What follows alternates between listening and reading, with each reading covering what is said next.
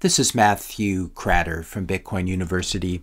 Today I want to answer the question, is Ethereum digital milk? We talked about Eric Balchunas' tweet a couple days ago. One of the challenges for ETH ETFs in penetrating the 60-40 boomer world is distilling its purpose value into an easy to understand soundbite, a la Bitcoin is digital gold. Does a simple one-liner like that exist for ETH? And many of you suggested that ETH is something like digital oil or digital silver. This is something we've heard a lot in the space for years. People saying, I love Bitcoin, it's digital gold, but buy my crypto, it's digital silver, it's digital oil, it's digital purple drink. This is this thing that Litecoin has been doing for many years, trying to market itself as digital silver. Calling your crypto digital silver, Caspa's trying to do this these days as well. This is nothing more than marketing BS. Silver was used under the gold bimetallism standard, bimetallism meaning two metals, silver and gold. Silver was used under the system simply because gold is quite dense and difficult to subdivide into really small pieces for small purchases. Gold coins and bars were used for large denominations, large purchases. Silver coins used for small denominations and smaller value purchases. But if you apply this now to digital currencies, subdividing a digital currency can be done by changing just a few lines of code. Since it's just software, you do not need an entirely separate cryptocurrency in order to handle small denominations. It's a pretty absurd idea when you come to think about it. Imagine having to spend US dollars for large purchases and euros for small purchases. This just would never work. And money has this tendency, as we talk about on this channel, to converge to one. And this is even what happened as bimetallism, silver and gold standard, gave way to a global gold standard after Bismarck moved Germany away from silver in the early 1870s, and this had knock-on effects that really led to a much more pure gold standard. If you're enjoying this video so far, I just ask you to help to support the channel.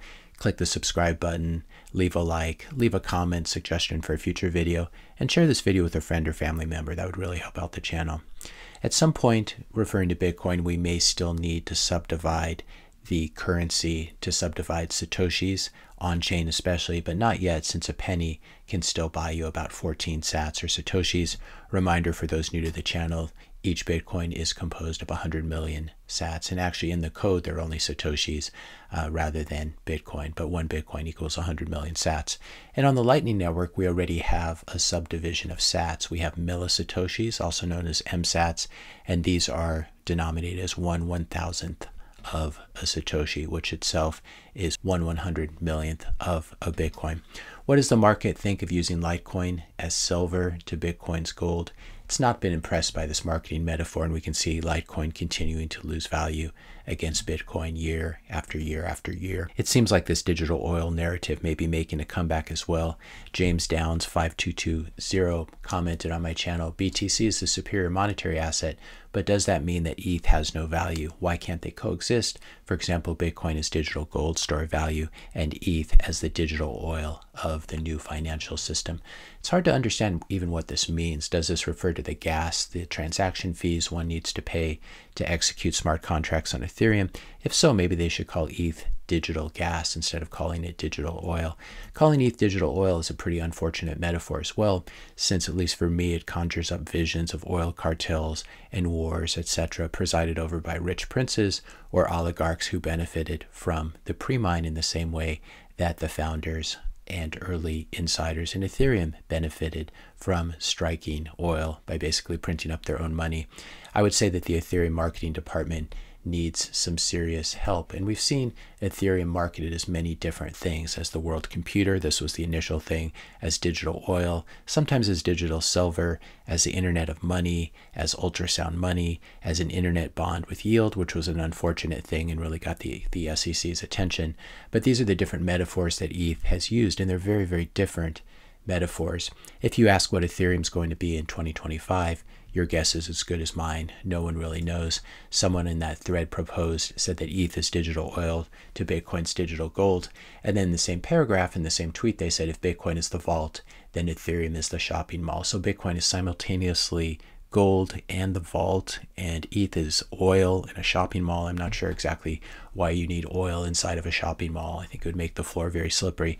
But this is the problem with these metaphors. People never really explain what they mean, and they're just pure marketing, and they're a substitute for not doing the hard thinking that's required. James had a great tweet here that Ethereum is the first ever commodity with a CEO at the helm. That's a pretty good way of saying it. Here's my suggestion for the Ethereum marketing department.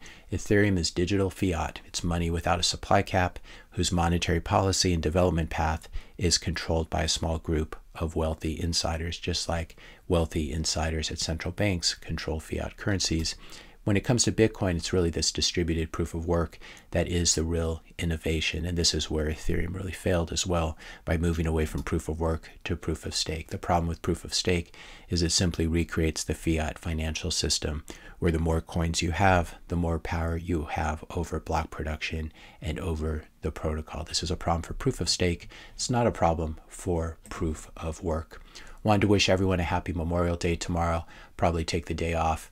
Many Americans have laid down their lives for this great experiment in governance. Today, unfortunately, the wheels have been coming off of America, but I think that Bitcoin offers us, as well as every other nation, hope for a more just system that offers a return in the U.S., at least, to our founding documents. And I'd say that Bitcoin is probably more American than apple pie. It's also freedom money for 8 billion people and hope for a more just world. It's not digital fiat like Ethereum. It's hope, it's freedom money for 8 billion people, hope for a more just world, a world that's free of central bankers and the endless wars that they cause. If you enjoyed this video, be sure to hit the subscribe and like buttons.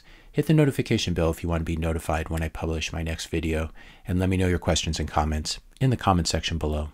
Thanks a lot for watching, and I'll see you in the next video.